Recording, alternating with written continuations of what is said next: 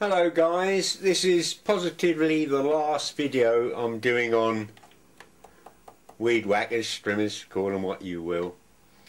If you've watched previous videos, you know that I bought a job lot, a dozen or so, all non-runners, broken cords, various problems, piping and so forth. And anyway, I've been playing with these. I said I'd leave them for the winter, but well, I've weakened. Anyway, out of the dozen over there, there's 7 there, all up and running, and I'm very pleased with those. And I've had to cannibalise 2 for parts, split bulbs, various bits and pieces, because they weren't all complete. And I've just got this one to complete. It's a McCulloch. Anyway, I'll keep this short. This is something I found out this morning, and you may find it of interest. Well, I'm sure you'll find it of interest if you play with these things. When you adjust the carburettor adjustments, where is it? When you adjust the carburettor adjustments, oh, there it is. Don't lose the damn thing. Put that back up there. Sorry about that. Most of them have slots that you can use a small screwdriver to adjust the mixtures and so forth, and some do not. Some have, like this here, little serrated ends that you need a special tool for. And on my last video, oh there it is, on my last video I made up that tool out of copper piping. Anyway, I show that. But I come to do this one, and McCullochs use that damn system. And rather than take them all out and cut a slot, if you haven't made yourself a tool, and I couldn't find that damn tool the other day working on this one, and this one needed adjustment, so I had it everywhere for the thing. Anyway, I've come up with this simple little tip, and you might like this. It's this tubing, PVC tubing. If you cut it into little lengths like that, providing it's cool, and you push it on there, keep pushing, and it goes on like so. And you've got a lovely little adjustment tool. Works absolutely fine. The only thing is, don't let it get hot. If you're running the engine that's got hot, then it softens the plastic. But to get you out of trouble and save you buying those ridiculously rip-off tools, it really grabs.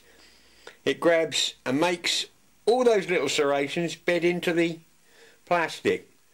So it's a silly one, but might get you out of trouble.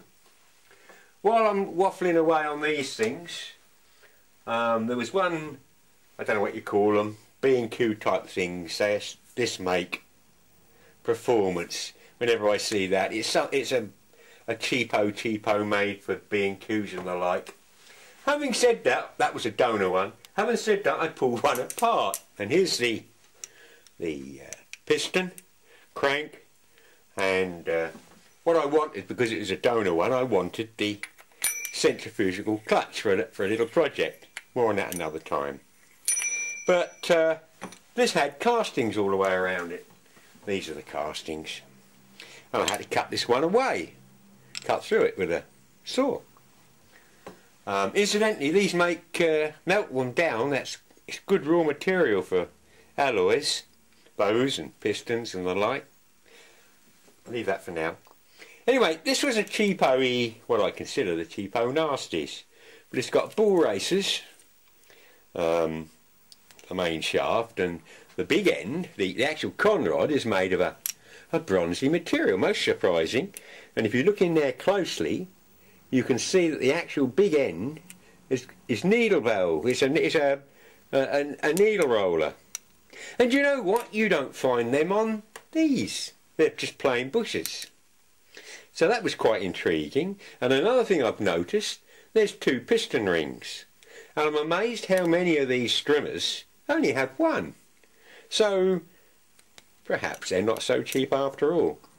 But something that intrigued me trying to get this apart and having to cut that damn thing is how did they fix the centrifugal weights, this arrangement, to the shaft?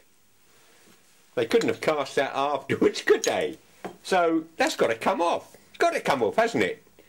So, well, how's it held on there then? And I looked for a little keyway, no keyway. I thought, was it interference fit? I tried tapping it, no. I thought, this is ridiculous. Anyway, it took me, well, you're not going to believe this, I suppose I was an hour pondering how to get that casting off. In the end, I cut it off, but I'm still ended up with this.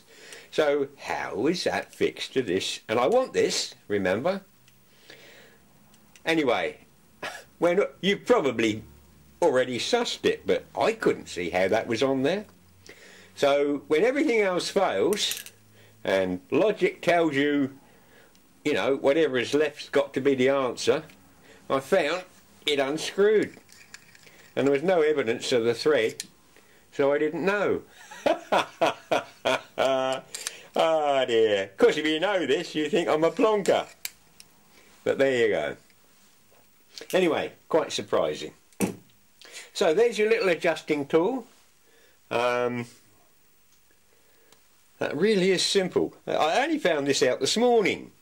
And you've got to try it to fit you. You cannot turn that. You cannot turn that. That's pretty good. The only stipulations has got to be cool. So, foot of that, cut yourself a dozen or more. Bye for now.